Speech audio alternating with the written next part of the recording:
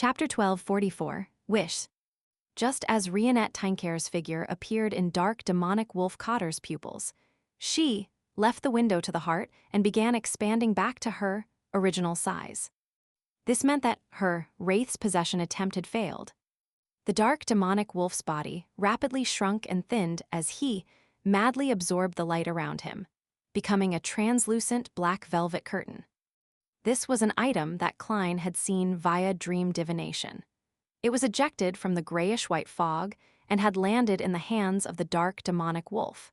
It was suspected to contain the sequence one attendant of mysteries beyonder characteristic of the seer pathway. At this moment, dark demonic Wolf Cotter had borrowed some of the powers of the curtain to dodge Rionette Tinecare's Wraith's possession at the critical moment via some unknown means, effectively avoiding the subsequent series of control. The curtain was stowed away after he used it, allowing the dark demonic wolf with his dark, short fur to appear in a spot that was originally empty.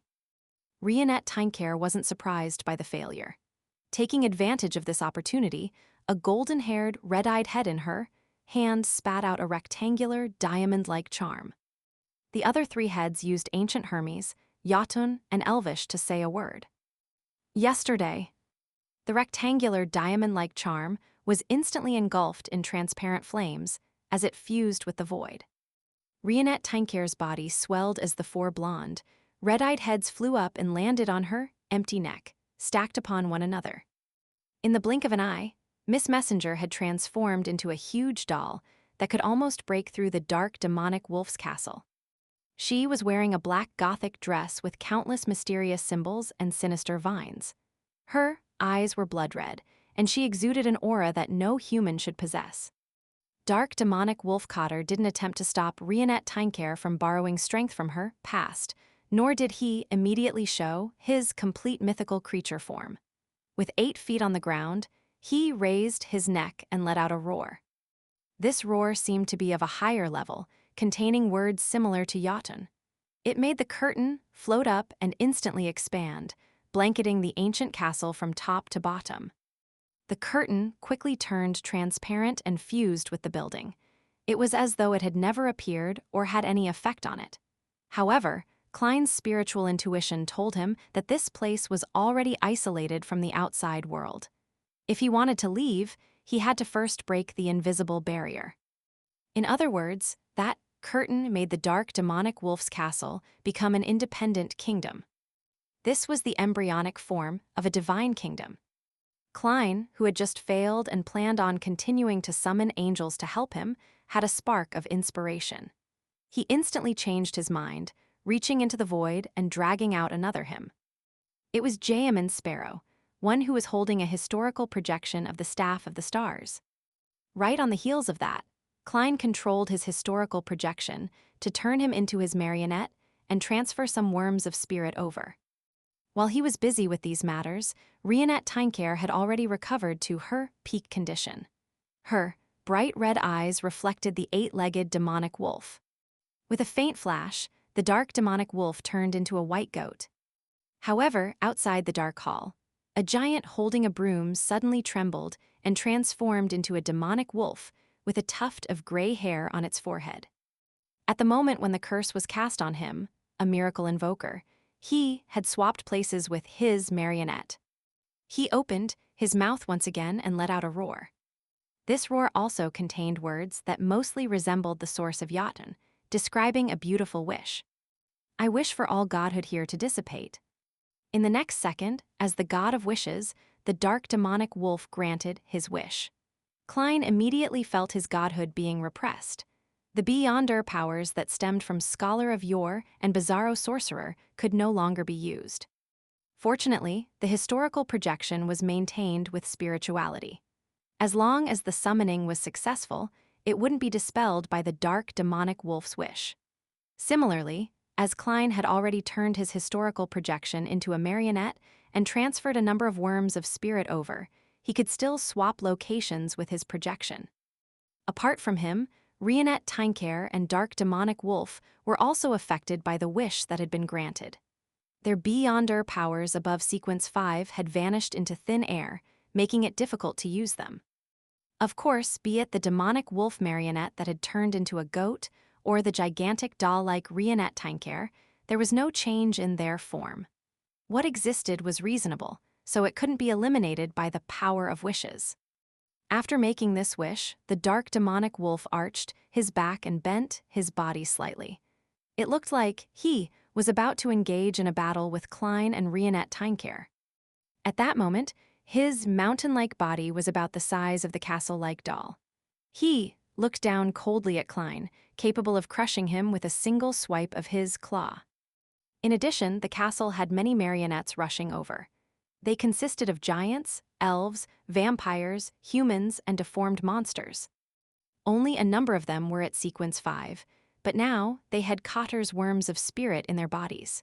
In other words, in this special environment, all of them were at sequence 5. After the dissipation of godhood, in this independent kingdom, dark demonic wolf Cotter's advantage became obvious. More than 100 sequence 5s were besieging 2 sequence 5s. Furthermore, the dark demonic wolf was itself a mutant. Even if he couldn't reveal any godhood, his massive size and terrifying strength made him adept at combat. He wasn't on the same level as a weak human like Mariontist Klein. At this moment, the body of Rionette Tynecare, who was dressed in a black gothic dress that twined with sinister vines, suddenly turned incorporeal. First, she reflected on a floor-to-ceiling window, then it jumped into the pitch-black pupils of the dark demonic wolf. She had once again attempted Wraith's possession. However, dark demonic wolf Cotter swapped locations with another marionette in a timely fashion, preventing Rionette Tynecare from successfully possessing his body. Rionette Tynecare wasn't discouraged, as she continued using mediums such as glass windows, chandeliers, and eyeballs to jump through the different marionettes in pursuit of the real dark demonic wolf. As for the dark demonic wolf, he relied on his numerous marionettes and had the advantage of copious numbers of worms of spirit. He swapped between different marionettes without any pause to avoid being forcibly possessed by the ancient bane. Amidst the two angels' silent conflict, a large number of the dark demonic wolf's marionettes had surrounded the two Kleins. Beyonder powers like a vampire-s abyss shackles, a giant-s hurricane of light, an elf's wind binding, and a human-s psychic piercing and holy light summoning inundated their targets. They controlled, weakened, attacked, and purified Klein, acting with great rapport. Klein was only able to dodge a portion of the attacks before being drowned by the attacks. Plasma exploded as the light blasted out. Klein's staff of the star's holding figure quickly outlined itself to the side. At that critical moment, he had exchanged spots with his marionette in time. He imagined his traveling powers and had used the staff of the stars to complete the teleportation. In this special scenario, this was essentially a release of recorded powers. After dodging this round of attacks, Klein discovered that a marionette was controlling his spirit body threads before he could catch his breath. At the same time, a human marionette reached out his right hand under the influence of the dark demonic wolf and aimed at the miracle invoker's actual body. In the next second, the dark demonic wolf and another marionette switched positions. As for the marionette, it was possessed by Rionette Tynecare. This way, the human marionette's right hand was targeted at Rionette Tynecare. The marionette's palm clenched tightly as his wrist spun half a circle, stealing away the target's subsequent thoughts. Right on the heels of that, he jumped and pounced on an ally. Rionette Tynecare was momentarily rooted to the ground. When the dark demonic wolf saw this, he immediately got several marionettes to spread open their arms and summon pure pillars of cleansing flames to surround them. In the holy light, Wraith Rionette Tynecare's body first began to melt. Following that, using mirror jump, she moved to a glass window situated high above the castle to avoid the subsequent purification. In just a few seconds, she and Klein inevitably fell into a perilous situation. The restricted environment, being on his home ground, and his trait as the god of wishes had magnified dark demonic wolf Cotter advantage to the extreme. If it were any other scholar of yore, there was only one problem he needed to consider: how to rely on Rionette Tynecare to escape, but Klein had his trump card. Just as he pulled back his spirit body threads, he didn't hesitate to stir the powers of Sephira Castle. This trait of his wasn't suppressed by the dark demonic wolf's wish. This was something even the forsaken land of the gods couldn't screen. In midair, grayish-white fog appeared. The ancient palace above the spirit world appeared faint. Its appearance brought with it slight tremors.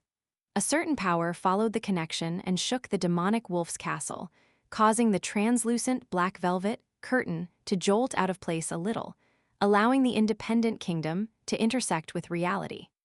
Seizing this opportunity, Klein opened his mouth and shouted out a name in Jotun. Leodero. Boom, booms, boom. Thousands of thick silver lightning bolts descended from the sky, smiting dark demonic wolf Cotter's castle. The area transformed into a lightning forest that emitted a strong destructive aura.